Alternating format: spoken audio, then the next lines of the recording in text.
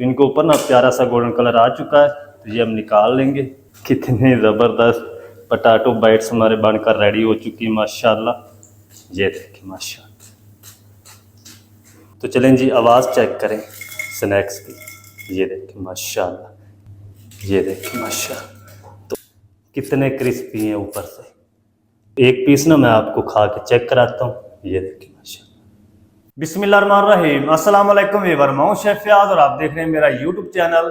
तो पहले की तरह ही फिर एक नई रेसिपी लेकर आपकी खिदमत में हाजिर हो गया हूं। आज हम बनाएंगे बहुत ही मज़ेदार टेस्टी क्रिस्पी पोटैटो बाइट्स बनाना सिखाऊंगा। बहुत ही मज़ेदार बनेगी, बनाना बिल्कुल आसान है।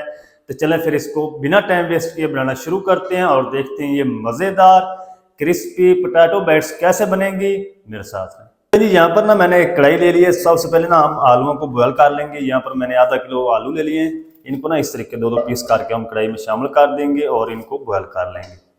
छोटे पीस करके बॉयल करेंगे, जल्दी बॉयल हो जाएंगे, गैस भी बचेगी, टाइम भी बचेगा। ये देखिए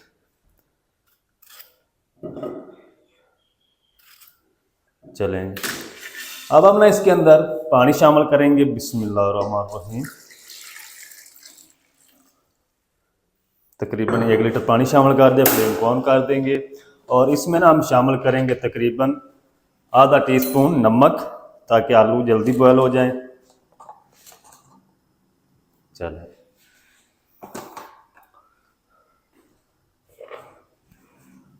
आलूओं को मैं अच्छी तरह बॉयल करके इसको ठंडा होने के बाद छिलके उतार के फिर मैं आपसे मिलता हूँ।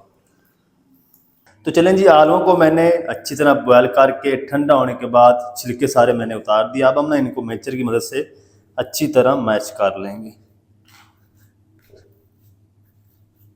आप चाहें तो इसको कद्दूकस करके शामिल कर सकते हैं। तो चलें जी, आलूओं को मैंने अच्छी तरह मैश कर लिया। बिल्कुल आपने इसकी पेस्ट बना लेनी है। इसके अंदर ना आलू का साबुत चंक्स नहीं होना चाहिए। ये सारे जो स्नैक्स हैं आपके पोटैटो बाइट्स है वो टूट जाएगी फ्राई करते वक्त। चलें, इसको हम साइड पे करते हैं।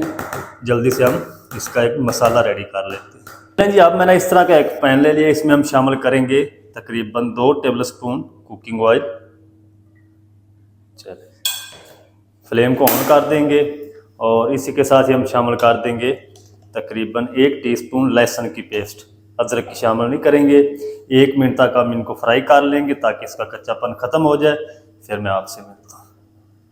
चलें जी, लहसुन की पेस्ट को मैंने 1 मिनट तक फ्राई कर लिया। इसका कच्चापन ख़त्म हो चुका है। इस टाइम पे आकर हम इसमें कुछ पाउडर मसाले शामिल कर देंगे। 1 टीस्पून या अपने टेस्ट के हिसाब से कूटी लाल मिर्च शामिल कर देंगे। 1/4 टीस्पून लाल मिर्च पाउडर शामिल करेंगे। 1 टीस्पून हम इसमें शामिल करेंगे गरम मसाला पाउडर। थोड़ा सा हम नमक शामिल करेंगे क्योंकि आलूओं को बॉयल करते वक्त भी हमने नमक शामिल किया था। 1 मिनट तक हम मसालों को भून लेंगे ताकि मसालों का कच्चापन ख़त्म हो जाए। फिर मैं आपसे मिलता हूँ। 1 मिनट तक मसालों की भी बुनाई कर ली है। इस टाइम पे आके ना हम इसमें 1 कप पानी शामिल कर देंगे। ये मेजरमेंट वाला जो कप है ये आपने शामिल करना है। पानी को एक उबाल आ जाए फिर मैं आपसे मिलता हूँ। तो चलें जी, पानी को एक उबाल आ चुका है। तो ये मेरे पास 5 टेबलस्पून चावल का आटा है। इनको मैंने बिल्कुल फाइन पीस लिया है। ये इसमें हम शामिल कर देंगे आधा। अच्छी तरह मिक्स करेंगे।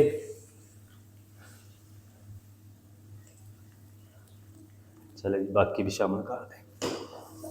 इनको हम तकरीबन 2 मिनट तक अच्छी तरह भून लेंगे इसी तरह मिक्स करते हुए, और चावलों के आटे का जो कच्चापन है वो ख़त्म हो जाएगा और इसकी गुठली है वो भी ख़त्म हो जाएगी।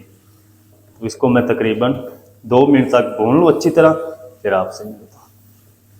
मिसालों के साथ चावल के आटे को मैंने 2 मिनट तक अच्छी तरह भून लिया है। फ्लेम को ऑफ कर देंगे और इसको ना हम एक बाउल में निकाल के रख देंगे साइड पे, ताकि ये अच्छी तरह ठंडा हो जाए। तो एक खुले बाउल में हम निकाल के रख देंगे क्योंकि हमने बाद में इसकी मिक्सिंग भी करनी है। अच्छी तरह ये ठंडा हो जाए फिर मैं आपसे मिलता हूँ।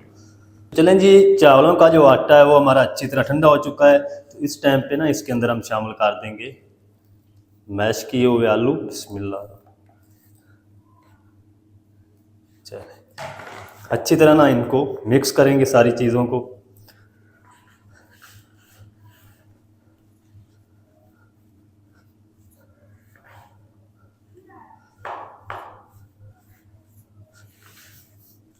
चलें जी, अच्छी तरह ना मिक्स कर लिया दोनों चीज़ों को।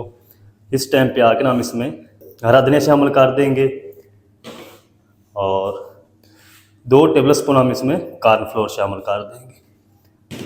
अब हम ना इनको हाथों से अच्छी तरह मिक्स करेंगे।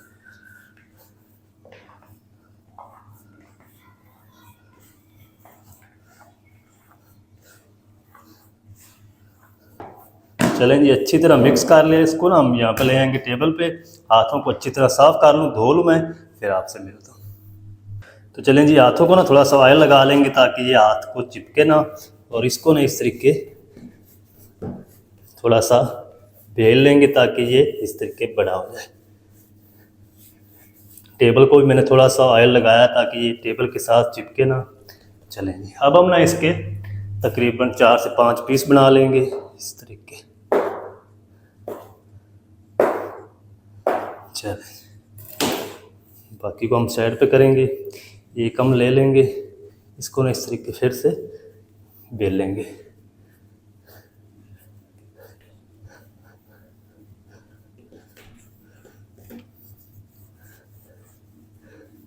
इसको गोल भी करते जाएंगे और बड़ा भी करते जाएंगे इस तरीके।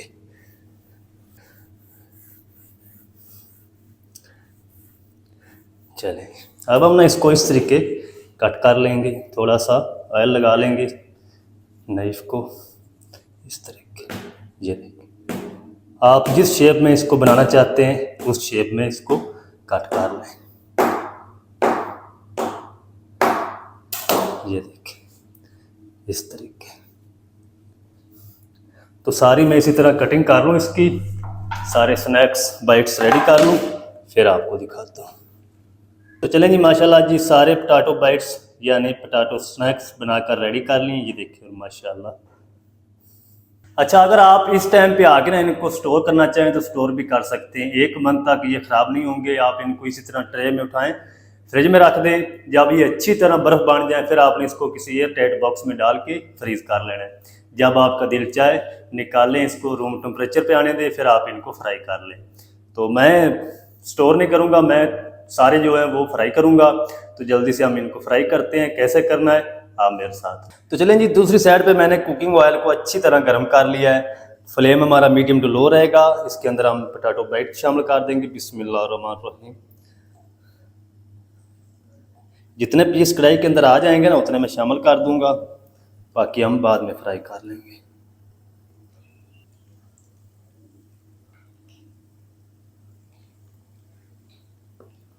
चलें, इनको ना हम फ़ौरन नहीं छेड़ेंगे, 1 मिनट तक इसी तरह फ्राई होने देंगे ताकि ये ऊपर से थोड़ी सी हार्ड हो जाए। 1 मिनट में इनको फ्राई कर लूँ इसी तरह, फिर आपसे मिलता हूँ। तो चलें जी, तकरीबन 1 मिनट तक मैंने इनको फ्राई कर लिया। अब हम ना इस तरीके इनको हिला देंगे और 4 से 5 मिनट हमने इनको फ्राई करना है, प्यारा सा गोल्डन कलर आने तक, क्योंकि सारी चीज़ें ऑलरेडी पकी हुई हैं। हमने सिर्फ इसको क्रिस्पी करना है, कलर देना है। जितना भी टाइम लगेगा मैं आपको बताऊंगा। इस बैच को मैं रेडी कर लूँ, फिर आपसे मिलता हूँ। तो चलें जी, माशाल्लाह जी, मैंने आपको 5 मिनट बोला था ना, तो इनको मैंने 3 मिनट तक फ्राई किया है। टोटल जो टाइम है वो 4 मिनट लगे हैं। 1 मिनट पहले, फिर 3 मिनट मैंने बाद में फ्राई किया इसको। तो इनके ऊपर ना प्यारा सा गोल्डन कलर आ चुका है, तो ये हम निकाल लेंगे। ये देखिए माशाल्लाह कितने ज़बरदस्त पोटैटो बाइट्स हमारे बनकर रेडी हो चुकी है माशाल्लाह। ये देखिए माशाल्लाह। तो सारे मैं इसी तरह फ्राई कर लूँ, रेडी कर लूँ, बाकी जो बच चुके हैं फिर मैं आपसे मिलता हूँ। ये देखिए माशाल्लाह कितने क्रिस्पी और मज़ेदार बन चुके। तो चलें जी, माशाल्लाह जी सारे पोटैटो बाइट्स, पोटैटो स्नैक्स हमारे बनकर रेडी हो चुके हैं। ये देखिए माशाल्लाह आवाज़ चेक करें इसकी। अब हम चलते हैं फाइनल लुक की तरफ, आपको दिखाता हूँ इनकी फाइनल लुक। आप मेरे साथ रहें। तो फ्लेम को आपने फ़ौरन ऑफ नहीं करना। जब आप सारे ये स्नैक्स बाइट्स निकाल लें फिर आपने फ्लेम को ऑफ करना है। तो अब हम जल्दी से इसको डिश आउट करते हैं। आपको दिखाता हूँ ये कितने क्रिस्पी हैं ऊपर से और अंदर से कितने खस्ते हैं। तो चलें जी, आवाज़ चेक करें स्नैक्स की। ये देखें माशाल्लाह, ये देखें माशाल्लाह। तो आप भी ज़रूर ट्राई करें, बहुत ही ये मज़े के बनते हैं, बनाना बिल्कुल आसान है। ये देखिए माशाल्लाह कितने क्रिस्पी हैं ऊपर से। बहुत ही मज़ेदार टेस्टी बन चुके हैं। तो एक पीस ना मैं आपको खा के चेक कराता हूँ। ये देखिए माशा,